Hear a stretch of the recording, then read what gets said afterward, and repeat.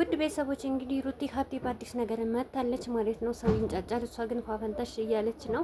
መስሚያ ጥጥ ነው፣ ማንንም አልሰማም፣ በማንም አልተዳደርም፣ በራሴ ነው እንጂ የራሴን ህይወት እኔ ነኝ እንጂ ማንም አይኖረኝም እያለች እንግዲህ ሚዲያውን እየቀወጠችው ትገኛለች። አሰላሙ አለይኩም ወራህመቱላሂ ወበረካቱ። ውድ ቤተሰቦች ሰላም ሰላም ብያለሁ። በያላችሁበት ሰላማችሁ ብዝዝት ተረፍረፍ ይበልልኝ። ይህንን ቪዲዮ ከወደዳችሁ ላይክ፣ ሼር፣ ሰብስክራይብ እያደረጋችሁ ቤተሰቡ ነው ለምታበረታቱኝ ከልብ አመሰግናለሁ። የሩትዬ እህቶች ማለት ነው። እንግዲህ ሩታዬ ማለት ነው ሁሌ ማስደማሚና ትላንትና ኤፍሬም በተናገረው ነገር እንዴት ደስ እንዳለኝ ማለት ነው። ሩታ የምትሰራው ነገር የምታረገው ነገር ሁሌም ያደንቃል። ሁሌም እኔ እንጃ ጀግንነት ነው አለ ማለት ነው።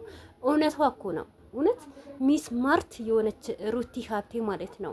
ስንት አመቱ ነው ሚዲያው እንዳያቀጠቀጠችው የቡታጀራ ዩቱበሮች የመዳም ቅመም ዩቱበር ሩታን ከላለ ማናችንም አንሰራም ማለት ነው። ስለዚህ ሩታ ሀብቴ ማለት የሁላችንም ድንቅ የሁላችንም አልማዝ ወርቅ የሆነች ነው ማለት ነው።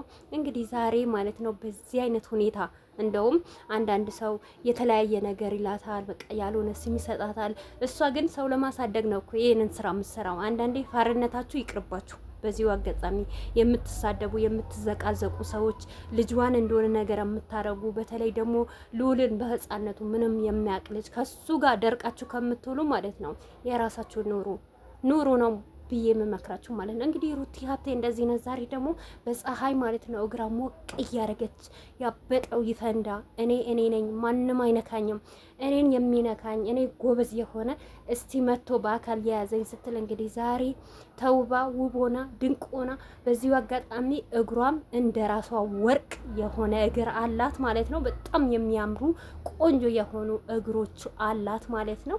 እንግዲህ ፏፈንተሽ ስትል መታለች ማለት ነው ኢንስታግራም ላይ ማለት ነው። እና ውድ ቤተሰቦቼ ማለት ነው የሩታዬ እህቶች ሁልጊዜም አሸናፊ ነን ከሩታም ጋር ማለት ነው።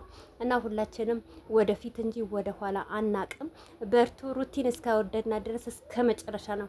ከሩቲ ኋላ የመጣ እውነቴ ነው የምላችሁ ማንም ምንም ይስራ መቼም አይደምቅም። ምክንያቱም አንደኛዋ ነብሯ፣ መሪዋ፣ ጀግናዋ ሩቲ ሀብቴ ናት ማለት ነው።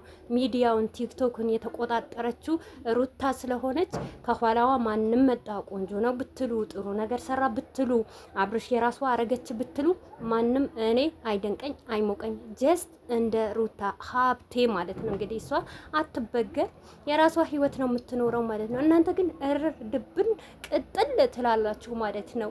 እንግዲህ ውድ ቤተሰቦች መልካም መቀጠል እላለሁ። በተለይም ደግሞ አንዳንድ አሽቀባጭ ያላችሁ በጣም በሩታዬ ያድጋችሁ ማለት ነው። በሩታዬ ፈምሳችሁ በሩታ እህቶች ተለውጣችሁ ማለት ነው። ዛሬ ትልቅ ደረጃ ስትደርሱ ሩታ በቀልዋ ሩታ እንደዛ ሩታ እኮ መጥፎ ናት፣ ሩታ በቀልዋ መቼ ነው የሚያበቃው? ሩታ እኮ እንደውም ጀግና ናት። እውነቴ ነው የምላችሁ። አንዳንድ ሴት ብትሆን ማለት ነው እንደዛ እየተጫወተችባት አቃጥላ ነበረ ምደፋት። እሺ